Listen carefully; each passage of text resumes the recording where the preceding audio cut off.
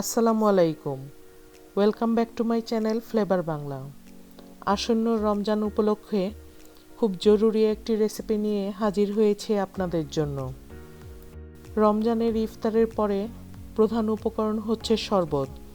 এই শরবতেই আমরা ম্যাক্সিমাম টাইমে ট্যাং ইউজ করি। আজকে 5টি ফ্লেভারে ড্রিঙ্কিং পাউডার কিভাবে তৈরি করতে হয় বা ট্যাং কিভাবে তৈরি করতে হয় সেই রেসিপিটি আপনাদের সাথে শেয়ার করব। অনুরোধ থাকবে রেসিপিটি শুরু থেকে শেষ পর্যন্ত দেখার জন্য, কারণ প্রতিটি স্টেপেই আমি বিভিন্ন রকমের টিপস আপনাদের সাথে শেয়ার করব। একটি ব্লেন্ডারের জাগে আমি অর্ধেক কাপ চিনি নিয়ে নিয়েছি। আমি এখানে সাদা চিনিটি ইউজ করছি।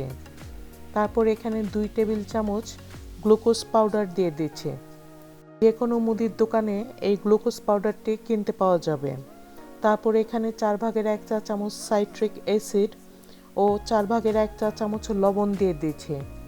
সাথে 1 চা চামচ অরেঞ্জ ইমালশন দিয়ে দিয়েছে। এবার সবগুলো উপকরণ একসাথে গ্রাইন্ড করে নিচ্ছে। বারবার নাড়াচাড়া করে ঝাঁকিয়ে তারপর গ্রাইন্ড করতে হবে। আর ইমালশনটি কিন্তু একবারে ইউজ করবেন না, অর্ধেক চামচ করে তারপর ইউজ করাই ভালো হবে।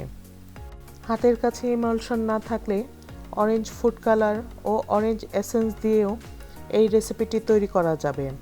আমি এখন অরেঞ্জ ট্যাঙ্ক তৈরি করে দেখাচ্ছি।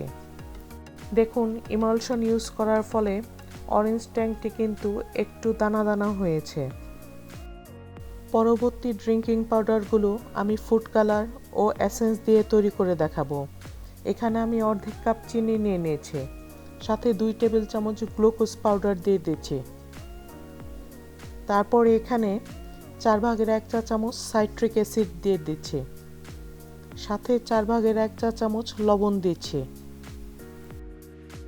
এবার এখানে কয়েক ফোঁটা ইয়েলো ফুড কালার দিয়ে দিচ্ছি। তারপর সাথে 4/1 চা চামচ পাইনাপেল এসেন্স দিয়ে দিচ্ছি। আমি এখানে পাইনাপেলের ফ্লেভারের ট্যাঙ্কটি তৈরি করে নিচ্ছি। Glucose powder, citric acid, food colour ও ফুড এসেন্স যে কোনো গ্রোসারি শপেই কিন্তু অনায়াসে পেয়ে যাবেন। তবে স্বপ্ন, মিনাবাজার, ডিসিসি বা নিউ মার্কেটেও যে কোনো গ্রোসারি শপেই পেয়ে যাবেন। এই রেসিপিটি ফলো করে অনায়াসে খুবই অল্প খরচেই কিন্তু এই ড্রিঙ্কিং পাউডার ট্যাং আপনি বিভিন্ন ফ্লেভারের ঘরে তৈরি করে নিতে পারবেন। রমজানের মধ্যে বা গরমের মধ্যে অনায়াসেই কিন্তু শরবত তৈরি করে ফেলতে পারবেন। এবার আবারও ব্লেন্ডারের জাগে অর্ধেক কাপ চিনি নিয়ে নিচ্ছি। সাথে 2 টেবিল চামচ গ্লুকোজ পাউডার দিয়ে দিয়েছি। তারপর এখানে 4/1 চা চামচ সাইট্রিক অ্যাসিড ও 4/1 চা চামচ লবণ দিয়ে দিচ্ছি। তারপর এখানে সামান্য পরিমাণে রেড বা পিঙ্ক কালারের ফুড কালার দিয়ে দিচ্ছি। সাথে এখানে 4/1 চা চামচ স্ট্রবেরি এসেন্স দিয়ে দিচ্ছি। ফুড কালার ও এসেন্স কিন্তু বারে অল্প করে ইউজ করলেই ভালো হবে। আপনি আপনার প্রয়োজন মতো কালার ও এসেন্স ইউজ করে আপনার ড্রিঙ্কিং পাউডারটি তৈরি করে নিতে পারবেন। আমার চ্যানেলে আরও বিভিন্ন ধরনের ইফতার, সেহরি ও ড্রিঙ্কসের রেসিপি আপলোড করা আছে। আমি আই বাটনে ও ডেসক্রিপশন বক্সে লিঙ্ক দিয়ে রাখবো, আপনারা দেখে নিতে পারবেন। আশা করছি প্রতিটি রেসিপি আপনাদের কাছে ভালো লাগবে।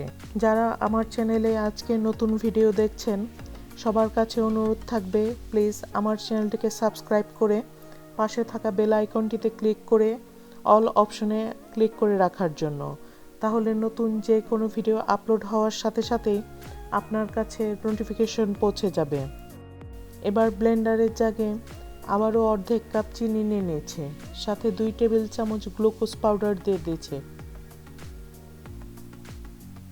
তারপর এখানে 4/1 চা চামচ সাইট্রিক অ্যাসিড ও 4/1 চা চামচ লবণ দিয়ে দিয়েছে। যেহেতু আমি এখন লেমন ফ্লেভারের ট্যাং তৈরি করব, তাই আমি এখানে কয়েক ফোঁটা গ্রিন ফুড কালার দিয়ে দিয়েছি। তারপর এখানে লেমন এসেন্স দিয়ে দিচ্ছি 4/1 চা চামচ। একইভাবে ব্লেন্ড করে নিচ্ছি সম্পূর্ণ উপকরণগুলোকে। যারা ইতিমধ্যে আমার চ্যানেলটিকে সাবস্ক্রাইব করেছেন সকলকে অসংখ্য ধন্যবাদ দিয়ে অনুরোধ থাকবে চ্যানেলটিকে শেয়ার করে রাখার জন্য।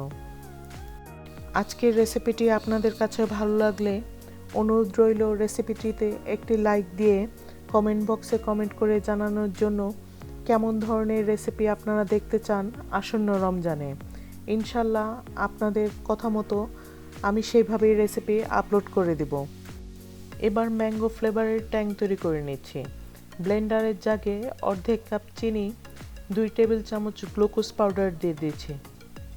সাথে 1/4 চা চামচ সাইট্রিক অ্যাসিড, 1/4 চা চামচ লবণ দিয়ে দিয়েছি।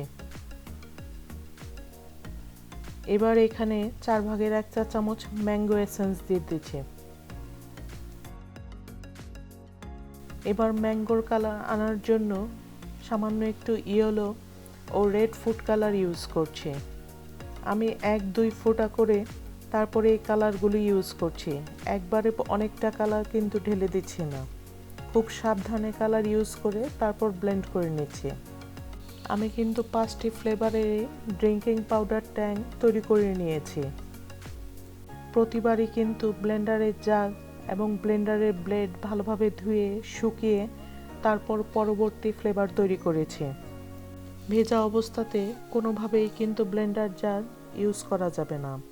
এভাবে ড্রিঙ্কিং পাউডার ট্যাং তৈরি করে 1 মাস থেকে 1.5 মাসের জন্য সংরক্ষণ করে রাখতে পারবেন এয়ারটাইট বক্সে।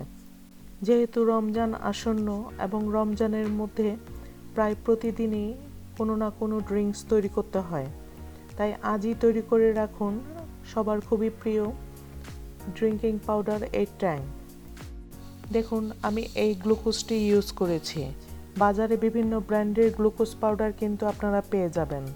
আর এই রকম সাইট্রিক অ্যাসিড ইউজ করেছি। বিভিন্ন রকমের ছোট বড় জারে আপনি সাইট্রিক অ্যাসিড পেয়ে যাবেন। এবার ট্যাংগুলো দিয়ে আমি শরবত তৈরি করে দেখাচ্ছি। প্রতিটি গ্লাসে আলাদা ফ্লেভারের ড্রিঙ্কিং পাউডার 2 টেবিল চামচ করে নিয়ে নিয়েছি।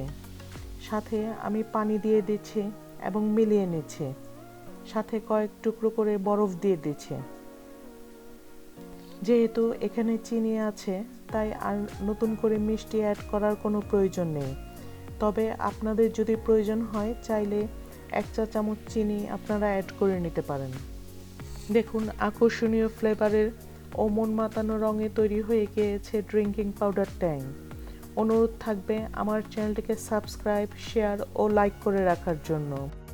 খুব শীঘ্রই আকর্ষণীয় সব ইফতারের রেসিপি নিয়ে হাজির হচ্ছে আপনাদের জন্য।